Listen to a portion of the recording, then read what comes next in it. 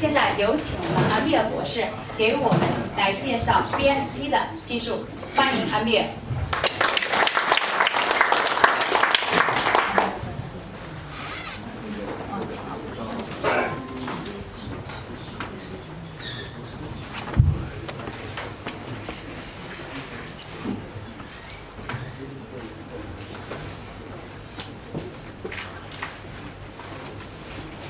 早上好 Good morning.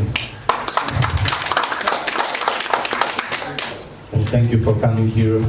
Thank you, distinguished guests, and thank my colleagues. And special thank you to CIB and Mr. Juan for his deep and immense support in BSP and for promoting health technology in Changsha, in Hunan, and in China. I'm happy and I'm excited to stand here today before you and to present to you the story and technology of BSP, which is to a large extent combined with my personal story, as I was working on the technology from its inception in the academia 3 decades ago. I founded the company BSP almost 2 decades ago, and I brought BSP to an initial public offering, turning it from a private company to a public company almost a decade ago. The public company that later became ICP. So the story of BSP is actually the story of the #1 killer in the world, heart attacks and ischemic heart disease, which is, since the last year, the prime cause of death globally.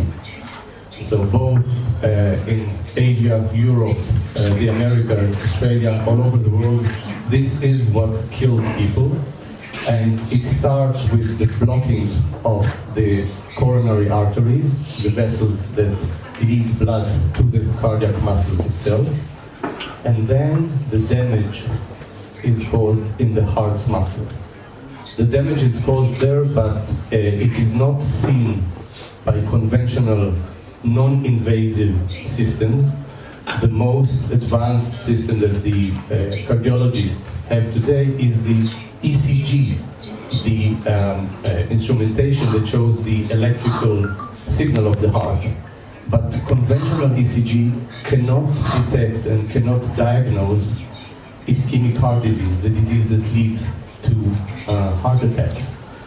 BSP has developed its unique and innovative technology, the HyperQ technology, to extract these invisible signals, which are not invisible to us, from the conventional ECG. These are high-frequency components of the ECG that are not seen by conventional systems and that can detect, diagnose, and monitor heart disease.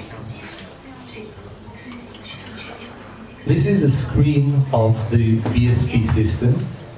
It has 12 mini-screens corresponding to the 12 leads or electrodes placed in the heart. It is most important to mention here that the examination, the test, is performed exactly the same way as the conventional test is performed. So same electrodes, same protocol of test, and same behavior of both patient and the doctor. No change in the test and no change in what the doctor has been educated for. The red marks and the red lines demonstrate the leads of the electrode that picked up diseased signal. So these are positive results. And the blue are the healthy ones. So more than 3 red ones, meaning the patient is sick. I mentioned that HyperQ can diagnose, monitor, and detect heart disease, but in this recent study, we can see that it can also predict the risk of heart attack. This is the most striking result, whereas it shows that the more leads that are positive in the HyperQ test, the higher is the risk for a severe cardiac event, meaning most of the time heart attack.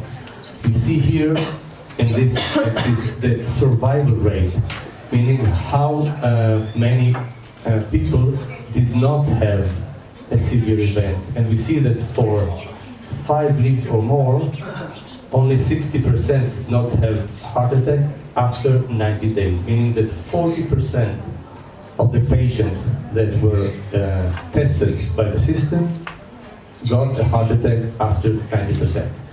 When it's 0 positive leads, none, then the survival rate remains almost constant for more than 2 years, just above 90%.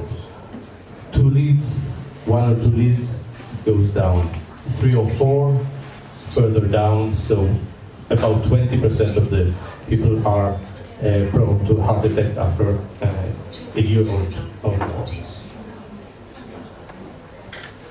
Another most striking research project, which is the first animal study, was done in pigs in 2 settings. One is the chronic setting, blocking the artery of the animal over several weeks, and the other is acute, so attack, blocking within minutes the artery.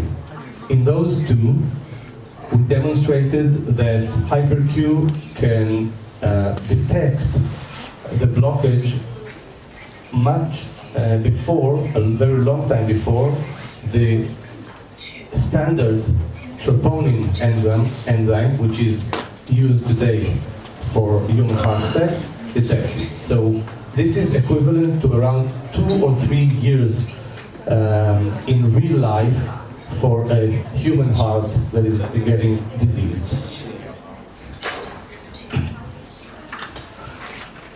Comparing HyperQ to other known conventional methods, starting from ECG and ending with catheterization, coronary angiography, we see that HyperQ is the only method that is both non-invasive, it has no radiation, it is a low-cost method, and it is suitable for screening large populations, low risk, medium risk, or high risk, and of course for monitoring and diagnosing people that are already after their first events. Mr. Pan mentioned the roadmap. We'll not go into that, but of course the way is up high, up there into the future, and I would like to thank you all.